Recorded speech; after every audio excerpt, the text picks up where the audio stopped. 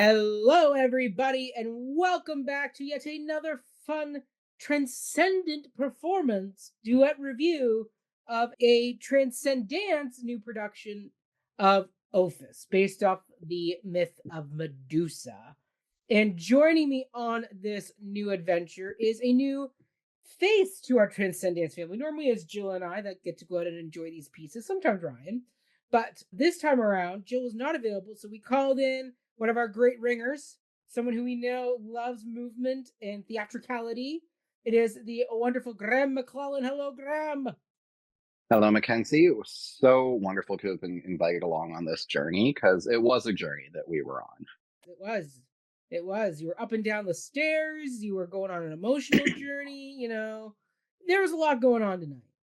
Following people around, you know how it goes with immersive performance. I do. I love a good immersive performance.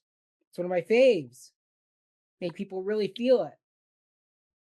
Absolutely. Yeah, no, it was a wonderful evening that we just shared. We can't wait to talk about it. Yeah, but before we dive too deep in, we should say, Graeme, what is in your cup today? In my cup, I have a nice oolong tea with some vanilla and some raw honey. Very, very nice. And for me, I am drinking some Crystal Light, some strawberry, banana, orange Crystal Light tonight. Just Ooh, perfect. yes, and you can't really tell it on the video screen, but this jacket is green actually. So we are in our Oh, Medusa green, and you're kind of got your cool scaly fishnetty shirt, kind of like the Medusa scales. exactly. Yeah, I had to dress up for it, though I think I'm feeling a little more of the other Gorgon sisters in this attire. Yes, yes, yes, exactly. Yeah, so I mean, we'll start off by just saying that this piece was once again directed and choreographed by the amazing Julia Cratchley, who has done the last two Transcendent shows we've discussed, which was Grim Knight, based off the Grimm fairy tales, and then Eve of St. George, which is an adaptation of Bram Stoker's Dracula as well. So this was a new installment in the repertoire.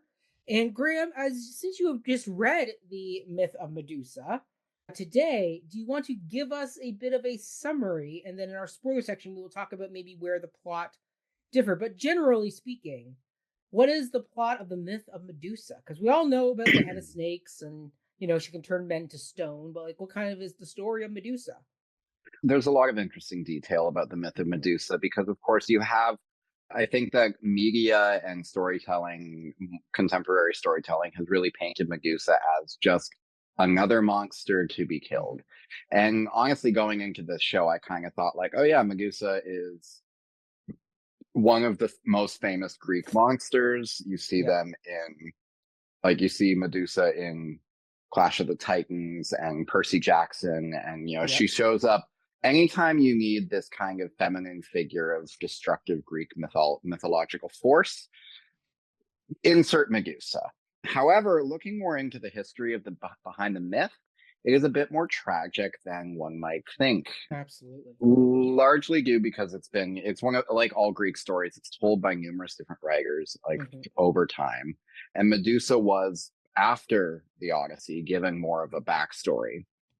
And this show deals more with the expanded lore of Medusa, where she was originally a regular woman, very beautiful, striking woman that even the gods took notice of.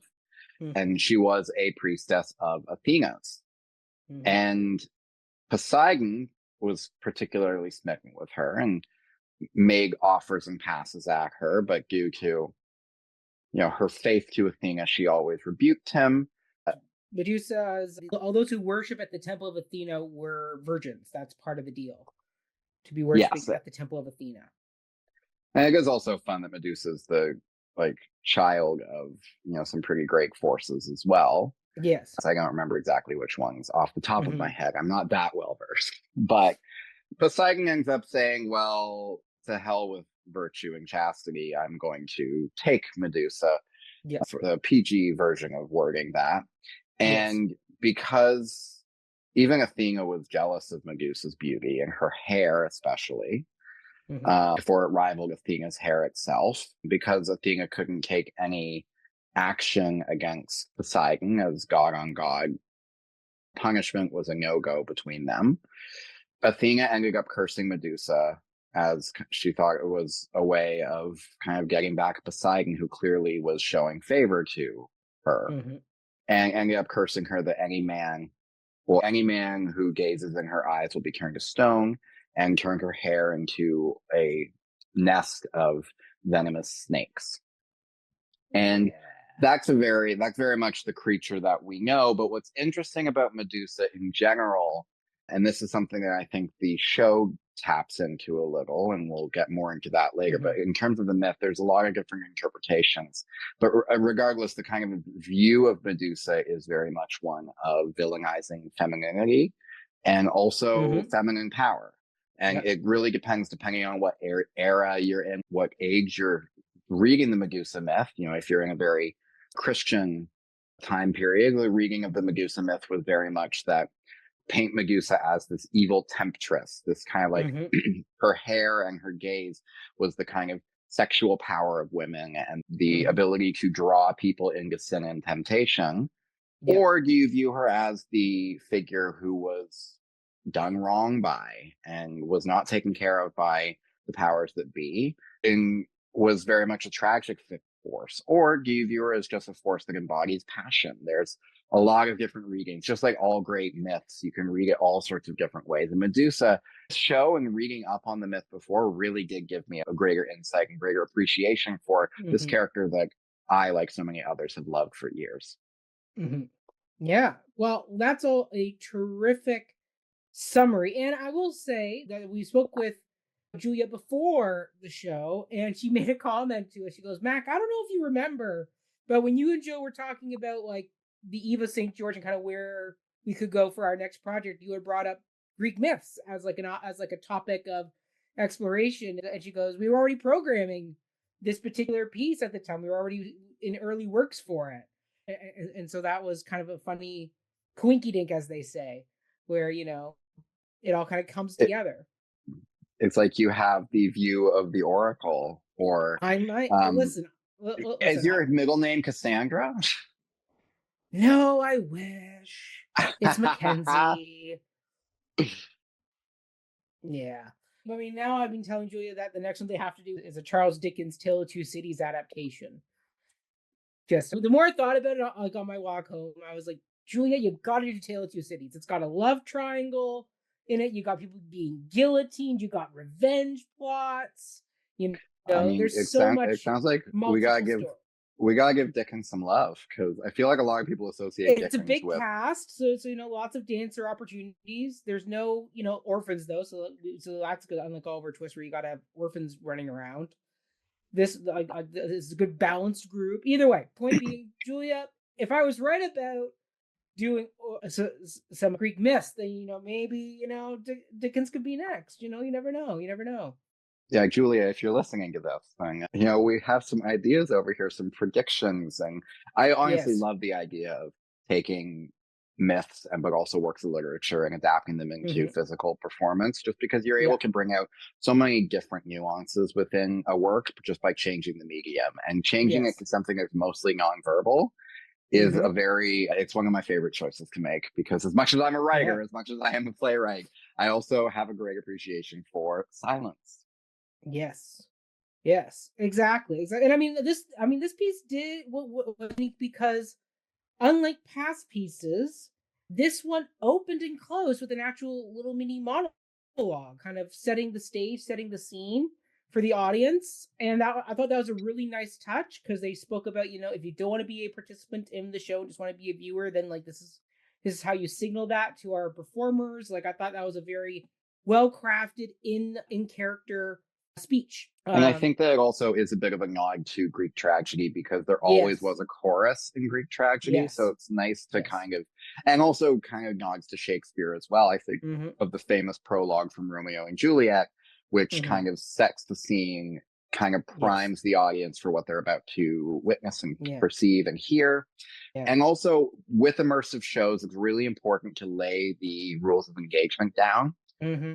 Hmm. for your audience, because audiences love, love, love to make mistakes when it comes to them being included in the frame of the Mm-hmm. piece, and that is spoken with some tender affection and some like, oh my goodness. I definitely witnessed during the show like people being offered to become part of it, and they Yeah. forgot what the gesture was, so they were just like, no, no, and then there was kind of a moment where it's like, what's gonna happen? I don't Yeah. know. You could just Yeah. do the gesturing, it'd be fine. But really, like, setting out the rules, I think that was a great way of setting out the rules for the show, Mm-hmm. where you were giving people permission. Please wander around. Please, Yeah. if you don't want to be involved, Mm-hmm. make this gesture. Do not touch anyone. And I really liked that Yeah. inclusion, just because you can often get, I know Sleep No More had a whole blog post that someone put up. And Mm-hmm. like, if you want to get like the dirtiest viewing of Sleep No More, take this route if you want to see all the Yeah. nudity within the show. And you get some, when you open up to the general public, of course, you get some people who are a little less than savory and not so polite with performers, Yes. especially when you're right side by side with them. Yes. And so I thought that was a very clever way of saying, like, the immortals don't appreciate mortal touch. Like, they don't Yes. appreciate physical touch. So do not use your hands. But I'm like, oh, Yeah. be a chef's kiss. Beautiful way of Yes. setting that rule. Yeah. Yeah. And I mean, there's disclaimer wise, we will not spoil because it is outlined in on the website and such that there is partial nudity in the show. So if that does make you uncomfortable as an audience member, you're always welcome to leave the room during that particular sequence in the show. It's all done very tastefully. I thought the intimacy coordinator, let's see here, who was their intimacy coordinator? Was Anisia Tejapar. Anisia Tejapar, Anissa, so sorry. Anissa Teshpar. Yes. I thought they did a very good job balancing the intimacy of the moment. And Mm-hmm. and I mean, yeah, I mean, we will definitely get more into that particular scene because that is one of the major break off points from the actual Medusa myth. So we'll definitely get into what that scene was about a bit more later on. But I will say, in general, Graham, as a Transcendence novice, what were your kind of general thoughts on the show itself? Like, kind of give us your overall general view of like what you thought. You also were part of the pre-show part of the night. Kind of give me what's going on with you with that one. Like, where did you end up in the pre-show part? Kind of, what was that like for you? So I ended up with Poseidon in the Mm, pre-show, and I got a little pearl as a keepsake okay. because it was more or less a monologue moment, and he definitely Mm-hmm, spoke with the kind of gruffness that I would expect the god of the sea to mm-hmm. speak, and he was Poseidon definitely, was Jack Davidson, and he was Dracula in Eva St. George. ah, I see, and he was also their fight captain, which I Yeah. took notice of with the fight coordination. I'm like, oh, yep, that makes sense. That Mm-hmm, definitely makes sense having him mm-hmm, as fight captain. But it was very intense. And there were moments where I'm like, gulp, I'm talking to the god of the sea here. And mm-hmm, I'm, I played along, absolutely. But it was really fun to be, just having that little aside, that moment where he's kind of trying to be like, who are you going to favor? Is it me or is it Athena? And I, of course, who have just read the myth, I'm like, I don't like you very much, Poseidon. You're a bit of a creep. But it was really, I ended up picking up the pearl because he had me hand him a chest, and then I opened it, and there was an oyster with a pearl in it, and he was like, mm-hmm, wave your hand over it, and if you feel inclined, take the pearl if you want to side with power, or if you'll choose wisdom. And I, of course, was mm. wearing a pearl necklace, so I'm like, absolutely, I'm gonna pick up the pearl, because I also was like, isn't there a pearl of wisdom to be found even in power? There And you go. so that was a little fun aside moment that I had. And then as soon as I had taken the pearl, Athena stormed in, and just like they had a tense eye stare, and then like Athena went off, and I'm like, oh, oh, what did I just see? It was just such a delightful moment of discovery. And I really appreciated overall that there was never really a lacking of action. There was never really a moment where I was Mm-hmm, bored or looking for things to do, because the show, just like the waves of the sea, kind of just washed over me the entire time. And I just kind of decided mm-hmm, which current I was going to follow every step of the way. I think that the immersivity of the piece was wonderful. The costumes, absolutely fantastic. I can go on forever. Like every component was great, even from the moment we first walked into the auditorium, where there was this air of reverence about the show that we were about to see. So I think that it was a really tight um, production. I think the choreography was very snappy, and it balanced the kind of flow of the more airy elements with Mhm. the very grounded physicality partner dance moments and the dancers were definitely on top of one another a lot. There was a lot of Mhm. physicality within the choreography, and I really appreciated that. Mhm. Love that. Love that. Love that. What Yeah. about you as a returning Transcendence Project viewer? What were your perspectives and view? What did you think of the show? So, I mean, for me, as a returning Transcendence patron, let's just say, I love coming back and seeing this ensemble work together and then rediscover new relationships, new dynamics, new chemistry in the piece.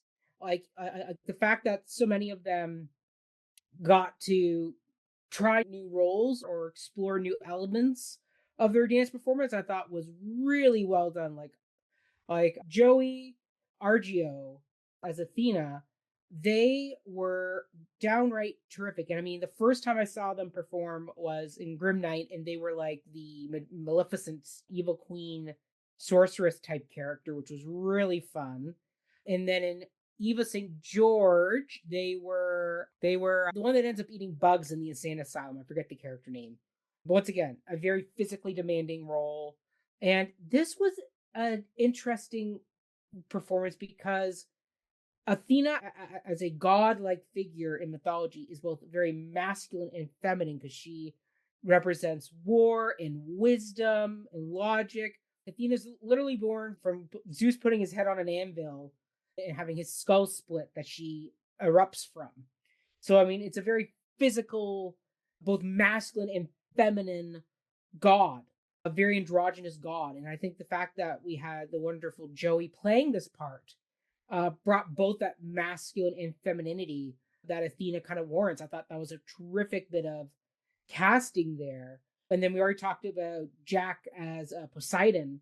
Once again, he plays these really masculine roles really well. But even then, like his Dracula was very different from his Poseidon. They like, yes, they both were very physically fight heavy roles, but they were, very physically different in the way that he reinterpreted them. I think the most interesting and for sure the most dynamic 180, I would say, character wise, was Kelly Shaw as Medusa.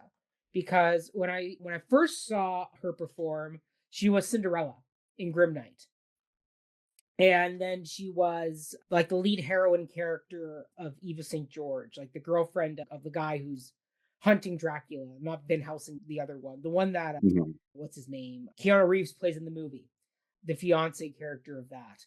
So once Yeah. again, very demure, very light, feminine roles that did have some strong passion energy to them, but Cinderella is Cinderella.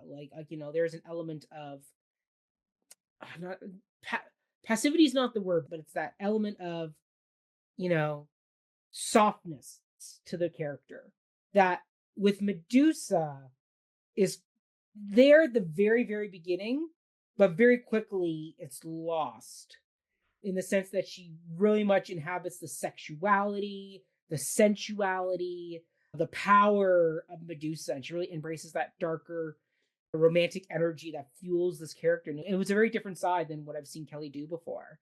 And so I just thought it was a terrific, terrific performance all around from from those three. And then I will say I did follow Jared Adele as Perseus first. Like the first rotation of the night, I followed Perseus around.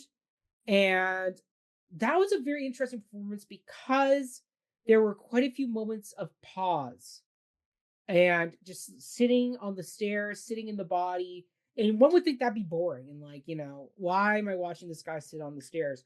But he brought such a dynamic and character struggle to it that you felt the frustration and the push and pull that he as Perseus was feeling being put on this quest by the gods having to hunt Medusa and then being drawn in romantically to Medusa.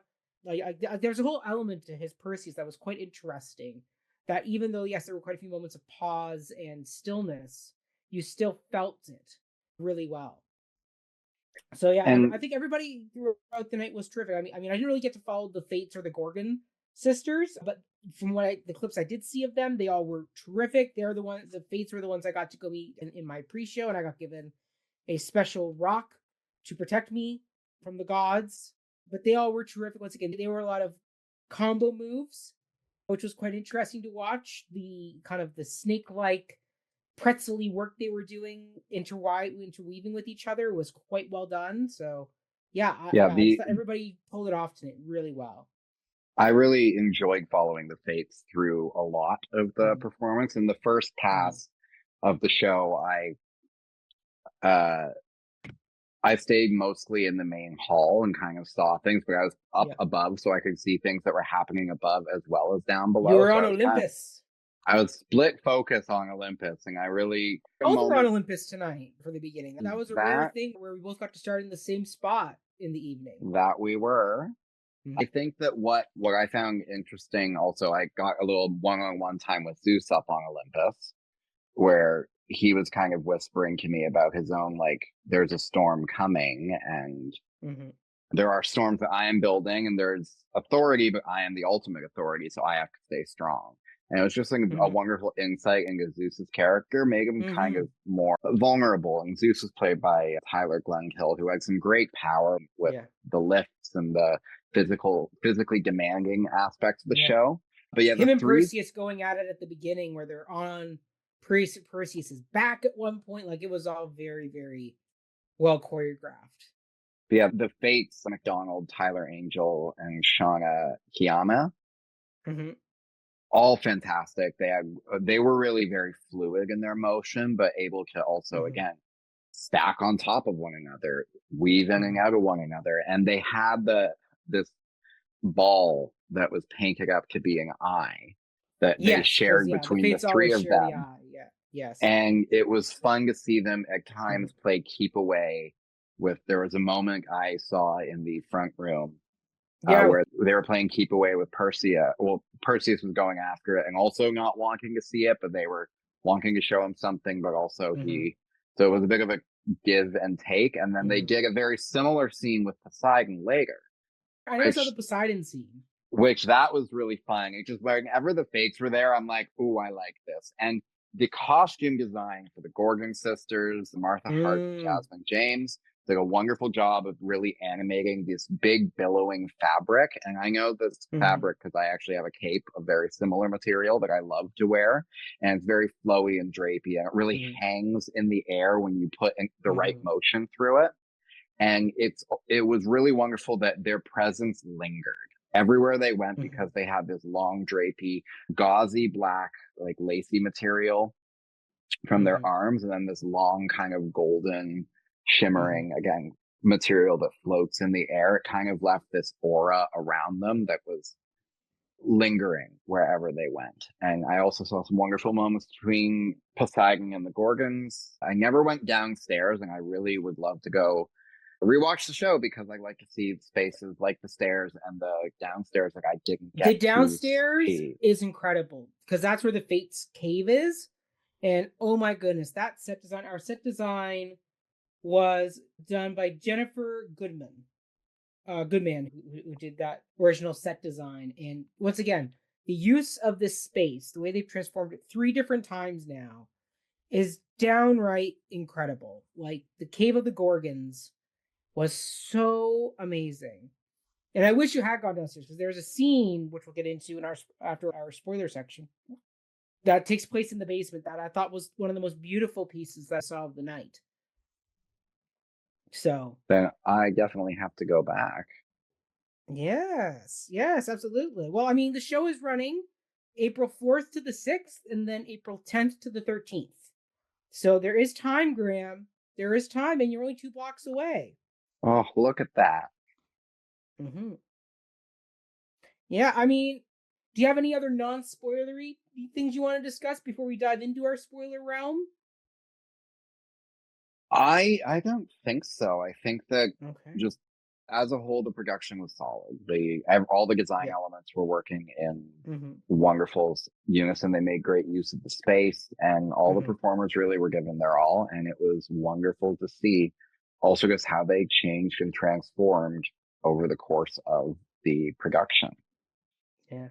Yeah. Well, ditto all that. Where I will just say, Transcendence has done it again. Every time I see one of their works, I'm blown away. I love seeing their performances. They are always dynamic. They are always so unique and wonderfully conceived. Julia and your team, you've done amazing work. One person we didn't give a shout out yet, but I want to give one out now is to Owen Belton, who is the music composer for this piece. Like coming up with the way they do these pieces, it's like nothing you've heard before. I don't know how else to describe it. Like, and even Eva St. George was different than the way this show sounded. This show actually incorporated more speaking into the soundtrack than Eva St. George did, and it's fascinating. Like, just Owen, you've done it again. Like, you've created a really beautiful musical aesthetic for this piece, and yeah, I mean, I overall this is just something where if you have not seen a Transcendence show, go out and see this one. It's beautifully well done. Everything is handled with the most wonderful touch.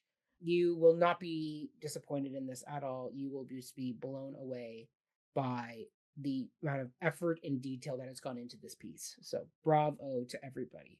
But let's, get into some spoiler area. And for that, we're actually going to throw up a literal spoiler shield because that is part of the show. As we know, as part of the original Perseus myth, he uses a shield to see the reflection of Medusa so he can see where she's at without actually being able to look at her. So but what I want to get into first with the spoiler area, and I'm gonna call this the reclamation of Medusa. Because this piece really went about reclaiming Medusa's story for Medusa. Where in the original myth, she is assaulted, she is then victim blamed and punished, cruelly punished for stuff well outside her control, and then vilified and demonized by society afterwards. Like most figures in Greek myth, she's a very tragic figure. And I know Yes. that the Greeks had their opinions about tragedy in terms of what it teaches Mhm. you. And a lot of their heroic figures also face tragedy. If you let them live Yep. long enough, they eventually encounter tragedy in their own form. Mhm. But it is really refreshing to see a character who is given such a shitty hand, like everything is, and that is a lot of Greek tragedy as well. Things are usually out of the character's hand, but Mhm. when you get a production like this that really puts the power back in that character's hand, it Mhm. really does some wonderful commentary about power and about how Mhm. those who are in power abuse it, and how Mhm. those who seem to have no power can retake it. And that's what I think Yes. was really wonderfully punctuated by this piece. Yeah, absolutely. Because I mean, there are two kind of really big changes to the myth. One is that Medusa is a willing participant with Poseidon, Neptune.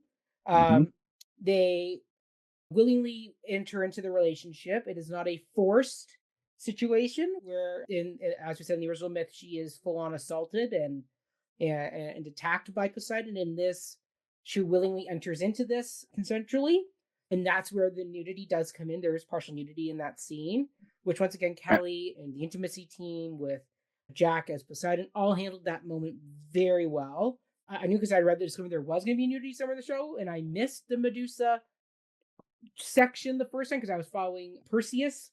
So seeing that moment, I was like, oh, this is where it is. And then just the beautiful, delicate way they handled that moment was so well done. Yeah, I saw that moment on my first pass because I was Mm-hmm. up in Olympus watching everything. Mm-hmm. And I I also think it was beautiful how they handled that. How Mm-hmm.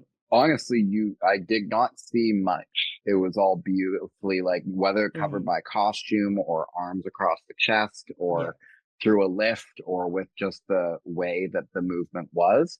It Mm-hmm. honestly, like, was just, it made sense. It was justified. It wasn't gratuitous at all. Yeah. It was a beautiful moment. And it was also wonderful because in the second pass, I saw a scene between Poseidon and Medusa in the front room. That was kind of Oh. like the seduction. It's kind of like the Oh, I missed courting. that scene. Like, so that's a scene where you see Poseidon interacting with Medusa, and she's playing she's playing coy, she's playing hard to get, she's Yeah. keeping him at a distance as well as she can keep a god at a distance. Right. But it was fun to like initially see this does not seem as assaulty as the myth makes it seem. Mm-hmm. That's interesting. And then to see the scene before, which was again less seduction, more courtship, more Mm-hmm.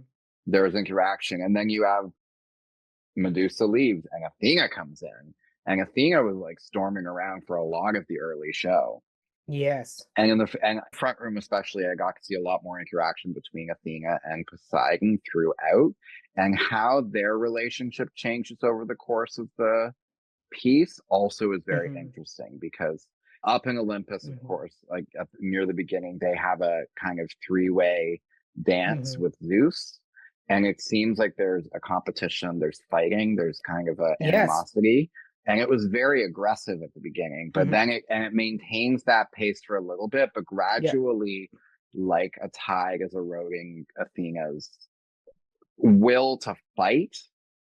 Mm. She succumbs to Poseidon's charm to a point where there's a moment where she is going to like strike Poseidon, and she stops because Poseidon is just on his knees in a kind of very like all things bare, just like chest open, like here I am.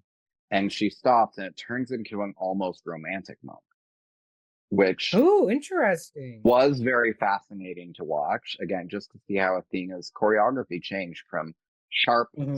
sturdy, very athletic performance by Mm-hmm. Joey Arrigo.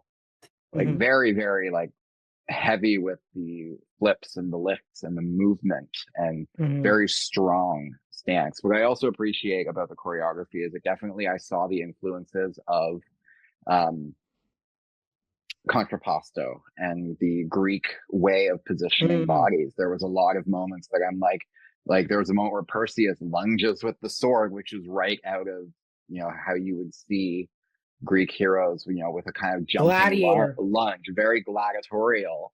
And there were moments where the one master of ceremony, Dimitri, oh, this is going to be tough, Apostolopoulos, a Yeah. lot of his choreography very much struck those like classic poses that you Mm-hmm. expect to see in sculpture. And I thought that was a really Yeah. fun nod. And I don't know who was Mm-hmm. responsible for that, whether that was the dramaturge Annie Luyan, or whether that was just Julia Cratchley, or whoever's idea it was to include those very classic poses in the choreography. Well fucking done. Absolutely. Yeah. Definitely. Yeah. This art historian appreciates Mhm. those little Yeah. nods.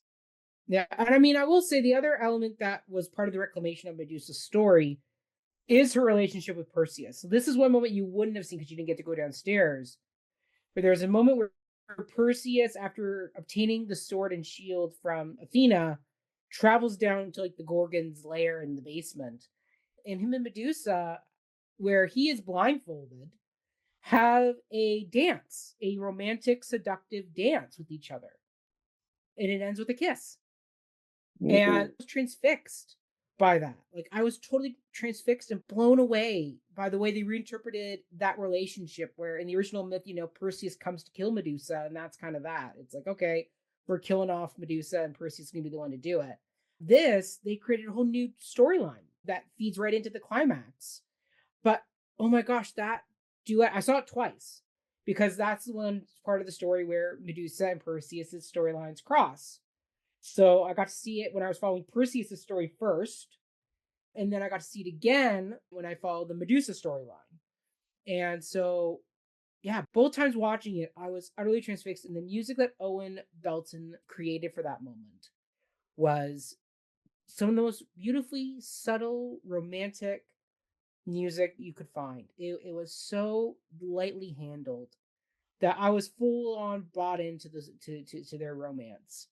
That then when you get to the climax, where in the original climax it's the beheading of Medusa, we've now changed the ending, where now it's a like all on out royal rumble between the Gorgons, the Fates, Perseus, Poseidon, Athena, Medusa, Zeus I is would in there say too. I would say that kind of like this major clash at the end where Yeah, I remember being in the front room and was like very quickly but effectively ushered into the main room because it's like yeah, you're gonna want to see, you have to be here for this. We all started the show together. We are all yeah, ending the show together.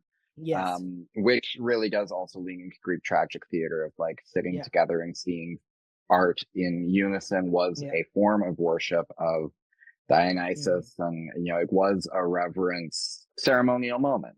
And this mm, was also very ceremonial. And what I loved about the choreography is it made me believe in magic again. It made me believe that like there were moments where Poseidon had this great fluid motion that he brought back through that very much gave the energy of a wave. mm-hmm, And if he would use that and Perseus and the Fates would react as if he had some kind of supernatural power over them. Likewise yeah, Zeus, likewise Athena, they all had this gravitas about them that yeah, really gave me I'm like, yeah, this is mm, absolutely magic, 100%. I'm convinced. And so the yeah, choreography, I think, in this moment really did give the impression of mm. magic. And seeing who was fighting who, that was also really fun. Yeah, like Medusa going after Athena, like taking on Athena, going "F you for doing this to me," and that's a moment that was one of the most stunning bits of stagecraft. Was the transformation of Medusa behind that white curtain with the silhouettes. Like, oh my god, that alone Yeah. right there was just incredible. I mean, Talk is Free did some similar silhouette work when they did their Sweeney Todd for the Poor Thing flashback moment there, and that was really well done there too. But this was just a totally different level of silhouette work with the way they created the snakes and the way you saw, particularly Joey as Athena, really acting out this moment of punishment and transformation was really well done because obviously Kelly had to go off to the side of the stage to get completely redressed in the Medusa costume, snake attire. So really, it was a lot of Joey doing a lot of the silhouetting, and just the work that went into that moment was just stunning. And then obviously Yeah. bringing that moment back, not the silhouette, but the confrontation between Athena and Medusa back and really addressing it, I thought was a very nice dramaturgical choice there. And the silhouette work, I always appreciate good shadow play. Will say there is a flash warning that should be Yes. stated that there is strobe light in this moment. So if any of you dear listeners who have a photosensitivity, definitely maybe Mm, don't be in the room for this yes. moment, just I because think is it mentioned? it does have a bit of that strobing, and Mm-hmm. it's just worth mentioning. But otherwise, the Yeah. shadow I think play it's was mentioned in the email we got. phenomenal. That also mentioned the nudity. Yeah, definitely. I remember seeing that mentioned, but doesn't bear repeating. I know I have friends with epilepsy and other Yeah. photosensitivities that I definitely would like to know. Yes. And I also love that there was that moment of Medusa striking back because that's never Mm, included in the original myth. You never no. strike back against a god. And I think that if we're seeing anything nowadays, is we're seeing more of a cry for striking back against people who Mm, have power and who yeah. abuse that power. Yeah. Yeah, absolutely. 100%. 100%. Yeah, like I would just say overall, this was so well done. I thought the reclamation of Medusa was a very unique, great reinterpretation of the myth, while also still staying relatively true to the original story and really kind of having that great balance. And yeah, Graham, I highly recommend going back and seeing it again just so you can really just hang out in the basement and see all the fun things that go on down there. Because yeah, that duet between Perseus and Medusa is just a stunning bit of work. And then also there's a big Medusa solo dance down there as well. Well, Um, and Kelly Shaw is such a strong dancer that I absolutely yeah, would love to go see more yeah. of the Medusa storyline. And I would love to follow Medusa in particular, but also the Oracle. Yeah. I don't think we've mentioned Connor Mitten, who also brought a certain like Right. athletic, wonderful performance to the Hmm. Oracle, and that I saw moments with him both up in Olympus where he had a kind of dance with the fates. Other moments where he Yeah. kind of interrupted the moment between Medusa and Poseidon, kind of showed Medusa something, Yeah. and then she wandered away with him. And Yeah, I I didn't think that quite fully get all the Oracle plot element. Like I obviously saw Connor moving through the space and had the glass ball, so I kind of understood the like kind of what was going on there. But there were still elements where I was like, I'm not fully getting why this character is influencing in the piece, is influencing the piece so much because you already have the Fates and the Gorgon sisters. So adding another kind of Fatey like character who's also carrying a ball around, I was like, hey, what are we doing here? yeah, that was definitely a moment where I'm like, okay, we could maybe employ one of the other performers, a Yeah. bit more, just, not only limiting the cast, but also Mhm. just, I think it was a Mhm. good inclusion because it kind of, well, we do have the fates. There is a different aspect with an oracle as opposed to fates. And it seemed like, especially during the dance between the fates and the oracle, there seemed to be a moment where the fates were almost consulting the oracle, um, Yes. which was very interesting to look at. And I know like the oracle role is usually associated with the god Mhm. Apollo. Mhm. So I did enjoy the oracle's presence in the final moment where it seemed like fate was turning against Athena in a way, and like his presence Yes. on stage was very striking Yeah. because the other performers had to be elsewhere. Yeah. Yeah. Yeah. I mean, that was the one element where there was a few times where I was like, why do we have this character? I didn't quite fully get it. But now that you describe it more, I'm like, okay, that does make a little bit more sense Yeah. to why they're included in this story. Because I didn't remember much of the Oracle in the original myth of Medusa I, and Perseus.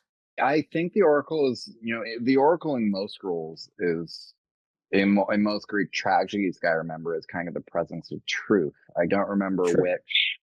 I Usually don't it's remember Tiresias, isn't which. it? Tiresias is usually an Oracle character that shows up in the myths. Tiresias definitely is an oracle Yeah. character, but I don't remember which play it was.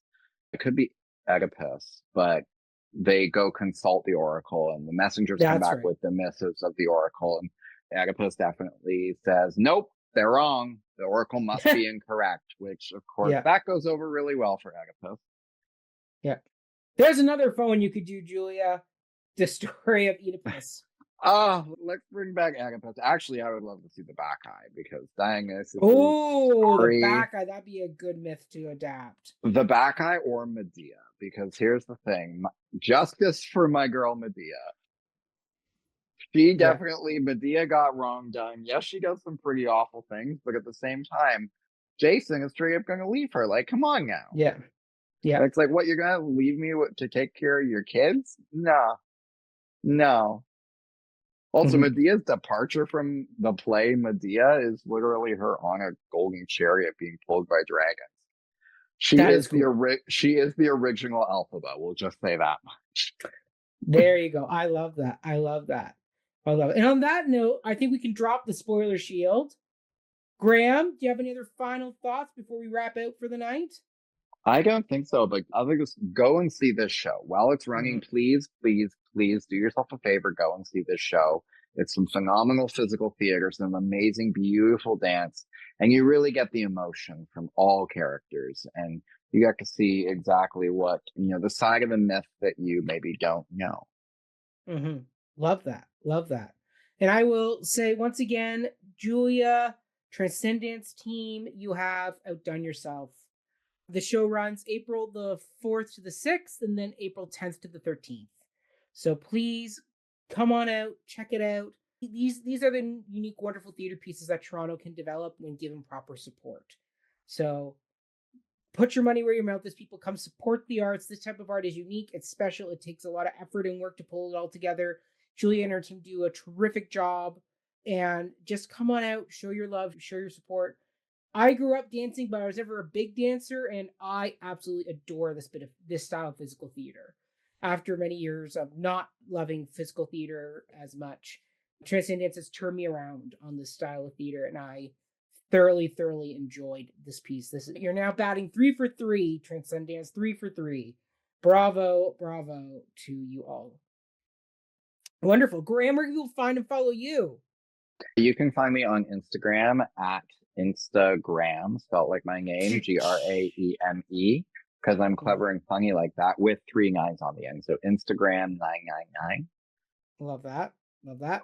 And people can follow me at Mackenzie Horner on all social media platforms. You can follow my other musical theater antics over on Before the Debut, where Graeme has made several appearances on the podcast. So you can check out his episodes because we did Dear Evan Hansen. We've done Oh, we certainly did. we did that one. We are gonna do Matilda and the producers at some point. Yeah. And then we also just did Mean Girls. Mean Girls. That was the other one we did. We did Mean Girls, which was a lot of fun. So yeah, there's lots of good stuff there. So go on over, check those episodes out. And yeah, until then, everybody stay healthy, stay safe, and reclamation for Medusa. Cheers. Cheers to that.